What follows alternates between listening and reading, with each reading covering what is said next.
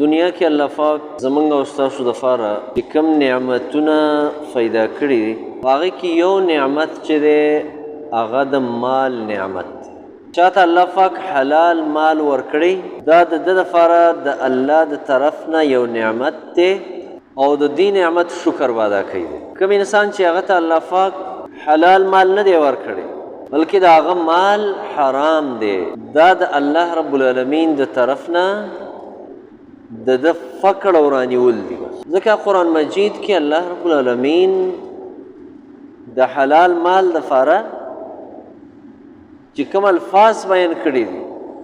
هغه الفاظ ټول د الله د نعمت دي. الله حلال مال ته خیر ویلی، خیر. سوره بقره کې الله پاک د وصیت حوالې سره فرمایلی دي چې تاسو کې کم سړی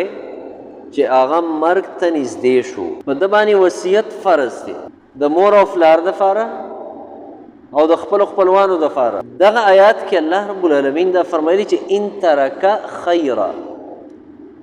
که دې سړي خیر پرېښي او د خیر معنی دلته ده مال. الله رب العالمین ورته فضل ویلی خپل. الله فرمایلی دي چې کله تاسو د جمعې لمونځ وکئ کوم انسان چې د حلالې ګټې وټې او د حلال کسب د حلال مزدورۍ د دې په طلب کې دا د الله محبوب دی، دا الله ته خوښ دی، نو الله فرمایي بیا اوځئ وګرځئ او وابتغوا من فضل الله. د الله فضل یعنې حلاله ګټه وټه دا بیا ځان له وګورئ او هغه وکړئ. الله پاک ته هغه انسان غوره دی کوم انسان چې د حلالې ګټې وټې او د حلال کسب د حلال مزدورۍ د دې په طلب کې دا د الله محبوب دی، دا الله ته خوښ دی. ځکه نبی کریم صلی الله علیه وسلم دا خبره فرمایلی ده چې هغه انسان الله ته خوښ دی کوم انسان چې حلال کسب کوي، حلال کار کوي. او حدیث کې راغلی دی نبی کریم صلی الله علیه وسلم یو موقع باندې دا فرمایل چې ان علی رضی الله عنه روایت سره حدیث ده ان الله تعالی یحب عبده فی طلب الحلال. بېشکه الله پاک د خپل بنده سره محبت کوي هغه بنده کوم بنده چې الله یې په حلال ګټه وټه کې وویني چې دی لګیا دی او حلاله ګټه حلاله مزدوري کوي. ځکه الله بیا د ده په دغه مزدورۍ کې برکت واچوي، کې خیر واچوي.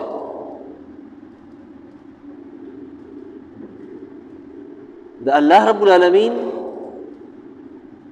د کار د کولو والا انسان خوښ دی. الکاسب حبیب الله حدیث کې راغلی نبی کریم صلی الله علیه وسلم فرمایي چې کسب کوونکی کار کوونکی دا د الله دوست دی او بیکاره انسان چې دی کار نه کوي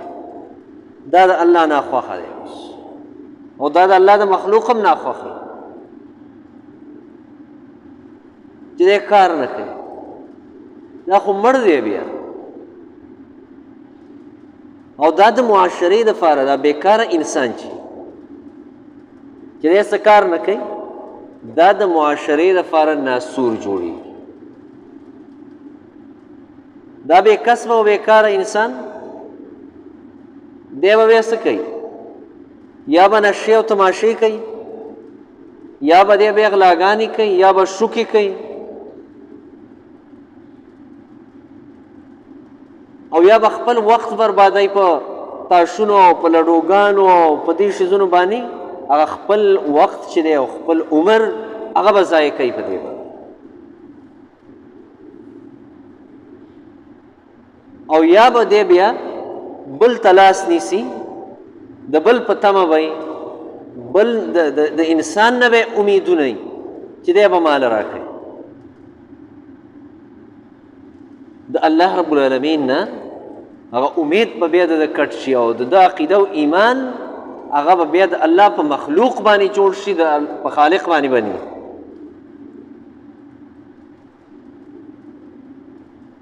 دغه حدیث کې راغلی دی یو سړی نبی کریم صلی الله علیه وسلم لاره باندې روانو یو سړی هغه ولید لاس یې ورک نو د هغه لاس ډېر سخت و ډېر کلک و چې داسې ورله وکته هغه بلکل د کار داسې پولی پولی کړی و هغه لاس یې ورله نبي کریم صلی الله علیه وسلم هغه لاس ورله داسې د خولې ته راوچت که او ورله ښکلې که او ته یې وفرمیل په دې لاس باندې د جهنم اور حرام دی ځکه دا د کار د کولو والا لاس دی دا د محنت والا لاس دی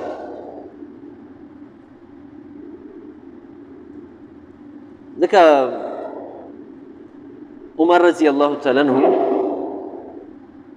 هغه به هغه خلک ډېر ناخوښه وو چې چا به کار نه یو ځل یې راووت یو کس یې ولیده لږ تپوس یې ترې وکړو څه کار کې هغه ورته ویل زه خو څه نه کومه فارغ یم نو داسې څپېړه یې ورله ورکړه ورته یې ویلې دا هم لا انساني چې دی به کار نه کوي دی به څه کسب نه کوي څه کار به نه کوي ځکه دا ژوند چې الله را کړی دی دا د دنیا دا وخت یې را کړی دی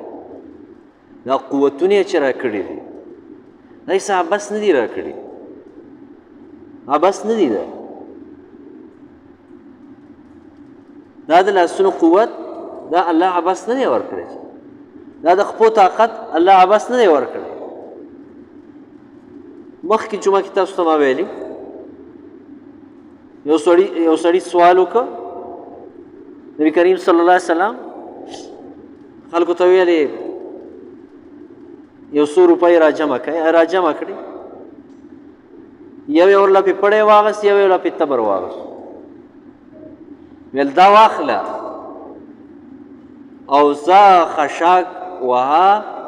او هغه راوړه او خرڅوی الله به په دې کې برکت اچوي خو سوال مه کوه سوال صرف او صرف د یو الله نه پکار دی بس د یو الله د الله نه سوا کله چې یو انسان د مخلوق نه غواړي الله یې مخلوق ته حواله کړي بس جزا بس ته د مخلوق نه غواړي دا مخلوق به تا مړی هم تا به خړوبی هم او د مخلوق دا طاقت شته دی نه د الله په ذات باندې اعتماد پکار دی او خپل محنت پکار دی خپل محنت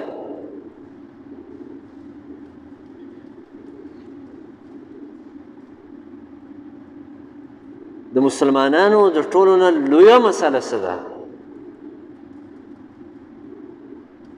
لویه مسله هغه د مسلمانانو فراغت دی اوزګار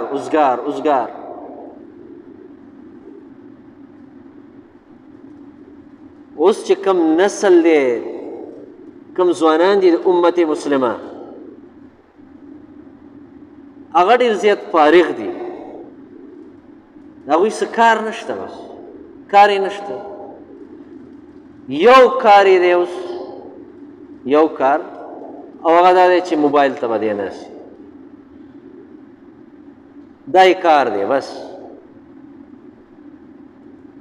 او اوس یې کله هغه ټکوشان راایستی دی ورنه چې چېرته هلکان ګوري ماشومان هغه شی ورسره دا چاینا دی دا چاینا دوی زمونږ خویونه سټډي کړي دي موږ پاکستانی قوم دی ته معلوم شوي یو چې دا ډېر روزګار قوم دی بس دوی سره ټیم ډېر دی ځکه دوی محنت کوي نه کار کوي نه نو راشه بس کله موبایل او کله دغه شیز او کله تاش او کله لډو او بس په دې باندې به خپله ورځ او شپه پاس کوي او دا ده چې ژوند به په دې کې تیر شي نه به تعلیم وکړي نه به چېرته روزګار زده کړي نه به د روزګار طرف ته لاړ شي نه به د معاشرې دپاره یو بهترین فرد جوړ شي بلکې دی به د معاشرې دپاره یو ناسور جوړېږي دی به په خلکو باندې بوجي دی به د خلکو بوج نه اوچتوي بلکې ده به خلکو باندې ځان بوج کړی بس چې بس پلار مې دی دا به یې ګټي او موږ به یې خورو که نه به دا پلار هم کار کوي دا ډېره ده پلار به هم ټول عمر مسافرۍ کوي په سعودي کې او په دوبۍ کې او په یورپ ملکونو کې او په یو او بل کې او موږ به ورته ټول ناست یو موږ به یې خورو بس دا زموږ کار دی دا انسانان د الله نه دي خوښ دا یې نه دي خوښ د الله خوښ خلک هغه دی چې دوی محنت کوي دا د محنت والی دا د کار والی نبی کریم صلی الله علیه وسلم یو موقع باندې فرمایل چې سوال جایز نه دی لغني د غني او د مالدار دپاره ولا لذي مرة او د هغه چا دپاره هم سوال جایز نه دی بلکې حرام دی چې دی د طاقت والا دی قوت یې شته طاقت یې شته صلاحیتونه ورسره شته او دی بل ته لاس نیسي دی د الله د مخلوق نه غواړي ځکه خپل ژوند خپل وخت او خپل عمر دا صلاحیتونه په کار د راوستو دي دې نه کار د اخیستو دی حدیث کې راغلی دی نبی کریم صلی الله علیه وسلم وفرمایل ان الله يرضى لكم ثلاثه ويكره لكم ثلاثه الله تاسو له درې خبرې خوښوي او درې خبرې درله ناخوښه ګڼي چې دا مه کوئ کومې درې خبرې چې الله ستاسو دپاره خوښې کړي دي او خوښوي په هغې کې یو دا د ان تعبدوه چې د الله عبادت کوئ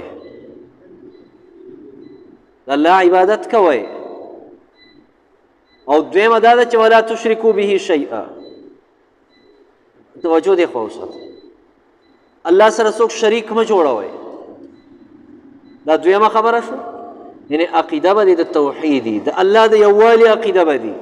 ستا ټولې بندګۍ به صرف الله دپاره وي هغې کې به شرک نی او درېیمه چې الله ستاسو دپاره خوښوي هغه دا ده وان تعتصموا بحبل الله جميعا ولا تفرقوا ټول یو شی په دین اسلام باندې حبل الله څه دی د الله دین دی اسلام حبل الله او د الله رسۍ څه ده هغه دی قرآن عبدالله بن مسعود رضی الله عنه فرمایي قرآن د الله حبل دی دا د الله رسۍ ده دا هغه رسۍ ده چې د اسمان نه د ځمکې پورې دا راغځېدلې چا چې دا رسۍ ونیوله نو اهتدى د هدایت ومونده ومن ابتغى الهداية بغيره فقد ضل او چا چې د قرآن نه بغیر په بل څه کې ځان له هدایت لټاو بل څه کې هدایت کته نبی کریم صلی الله علیه وسلم عبدالله بن مسعود رضی الله عنه فرمایي فقد ضل بېشکه دا سړی ګمراه شو دا ګمراهي ده بیا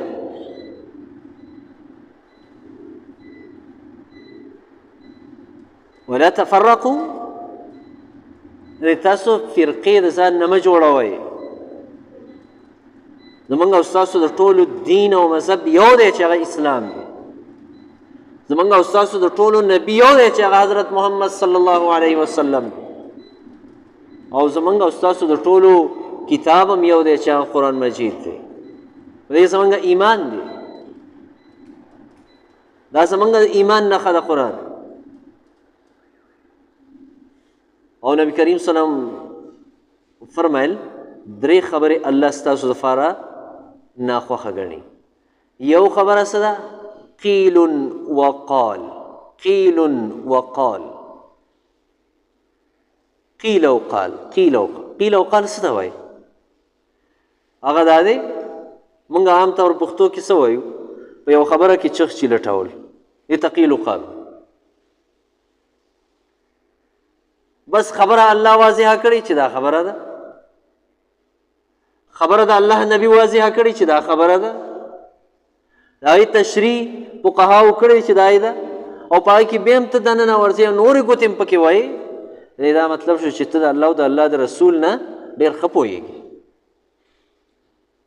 یعنې الله او د الله رسول په دې خبره کې څه پرېښي هغه پکې زه پوره کوم، دا دې مطلب دی. ځکه نبي کریم صلی الله علیه وسلم یو موقع باندې فرمایل چې د الله لعنت دی په هغه انسان باندې چې یو خبره یو مسله الله اسانه کړې ده او د ده د هغه ډېر قیل و قال د وجې نه هغه خلکو ته سخته شي. یو څرګند مثال د سوره بقره کې د بقرې هغه واقعه د بني اسرائیلو الله بیان کړې ده. الله بني اسرائیلو ته ویلي بس یو غوا راونیسئ او ولاله یې کړئ. نو که دوی په هغه وخت کې هره یو غوا رانیولې وی ولاله کړې سم دم چلو سخته شوې به نه وې خبره، دوی ورپکې قیل و قال شروع. نو کله یې ویل چې دا د څومره عمر غوا حلاله کړو موږ، حالانکې الله ته دا نه ویلي چې د 10 کالو یا د 3 کالو مال حلال کړي، دوی پکې د ځان نه دا راویسته. الله ته خبره سخته کړه چې داسې غوا چې هغه لا فارض ولا بک عوان بین ذلک، چې نه ډېره ځوانه او نه ډېره زړی، د ځوانې او د زړې په درمیان کې. الله جواب هم سخت ورکړ. که دغه وخت کې دوی عملي کړې وی دا خبره بیا هم اسانه وه، خو بیا یې ویلې چې دا غوا به سره غوا حلاله کړو که سپینه او که توره، د کوم رنګ غوا موږ حلاله کړو؟ الله رب العالمین ته وفرمایل چې بالکل صفا زیړه غوا به حلاله وای، صفرا مبالغه ده په اصفر کې، اصفر زیړ ته وای او صفرا بالکل زیړ چې بل رنګ پکې اړوي نه بس.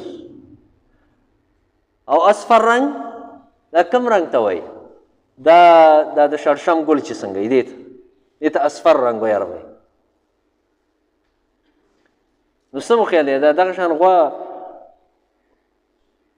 زه موږ به چېرته نه لیدلي، دا ډېره په سخته پیدا کړي.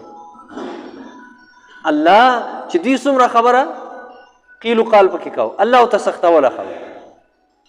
یعنې که توره وې سره وې سپینه وې دا اسانه وه، الله له جواب دا ورکړي چې صفرا به ګوره. بیا یې پکې سوال وکړه درېیم، ویل ښه دا څنګه غوا چې څه کار مارې کړی ایوې کړي ای ارټ دا هغه. الله رب العالمین ته وفرمایل چې دوی ته دا ووایه چې دا داسې غوا ده چې لا ذلول تثیر الارض ولا تسقي الحرث مسلمة لا شیة فیها. داسې غوا حلاله کړئ، دا داسې غوا ده چې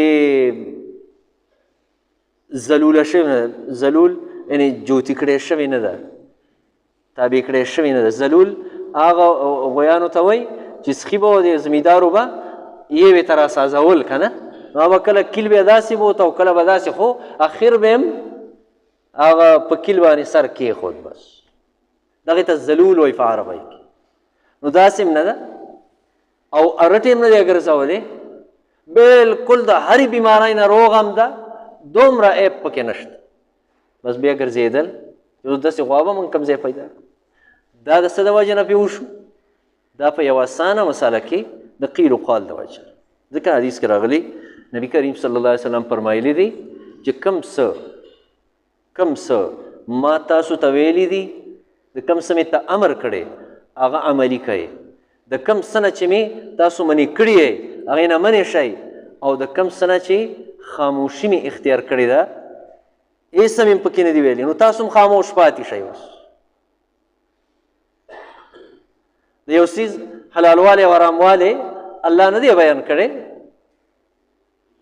نو هغې کې ګوتې مه وهه بیا، بس هغه کوه، الله فی خاموش دی، د الله رسول خاموش دی، طالب کې ګوتې وال نه دي پکار. او دویم څیز کثرت السؤال. نبی کریم صلی الله علیه وسلم فرمایي بني اسرائیل الله د ډېرو تپوسونو د وجې نه هلاک کړي. دا مخکې مې ورته ویل، نورم دوی ویل موږ ای موسی په تا باندې علي به ایمان راوړو چې الله راته ووایي چې دا زما پیغمبر دی. هلته چې کله لاړ تور ته هلته هغه اواز واورېده چې موسی زما نبي دی ایمان پرې راوړی. هلته بیا دا وویل چې نه چې الله موږ مخامخ نه لیدلی او راته ویلي نه مخامخ چې دا موسی زما نبي دی موږ د باندې ایمان نه راوړو. هغه وخت کې ملک پې چغه ووهله او ټول مړه شو. بیا الله د مرګ راپاڅ. او دریم اضاعة المال، د مال ضایع کول. مال د الله نعمت دی، دا ضایع کول نه دي پکار، دا نه دي ضایع کول پکار. ځکه حدیث کې راغلی دي یو سړی به د یو ځای نه بل ته قدم نه کړي چې د پنځو خبرو تپوس ترې نه نی شوی. په هغه کې یو څه دی هغه دا چې دا مال دې د کوم ځای نه ګټلی او بیا دې دا مال خرچ کړی څنګه وکړم. د دې خبرو موږ او تاسو د خپل مال حفاظت ته په موږ او تاسو فرض دی. د هغې ضایع کول دا حرام دي او ضایع کول یې په کومو طریقو کېږي انشاءالله دا به که خیر بیا بله جمعه کې دا وایو چې مال ضایع کېږي څنګه. اللهم صل على محمد وعلى كما صليت على إبراهيم وعلى آل إبراهيم. اللهم إنا نسألك الهدى والتقى والعفاف والغنى. اللهم إنا نسألك الصحة والعفة والأمانة وحسن الخلق والرضا بالقدر. یا الله ترا ناراضه شي، ګناهونه معاف کړي، تمام پریشانۍ د ټولو مسلمانانو ختمې کړي. یا الله څومره حاجتونه دي د مسلمانانو خپلو خزانو نه یې پوره کړي. یا الله زمونږ د ملک کې امن او اطمینان راولي، سکون راولي. یا الله امن او خوشحالي پکې راولي. بدامني د ملک نه ختم کړي، قتل و غارت د ملک نه ختم کړي. او یا الله رب العالمین څومره بیماران کورونو اسپتالونو کې شفای کامله عاجله وله ورکړي، ټول مړي د اهل اسلام وبخي. او یا الله څومره خلک چې حلال کسب کوي، حلال کاروبار کوي، حلال کار کوي، یا الله ته ورله پکې خیر او برکت واچوي. کم مسافر چې هغه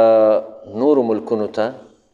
د حلال کسب او د حلالې ګټې واټې دپاره تللي دي، یا الله د هغوی په ګټه وټه کې خیر او برکت واچوي. او یا الله د هغوی حفاظت وکړي.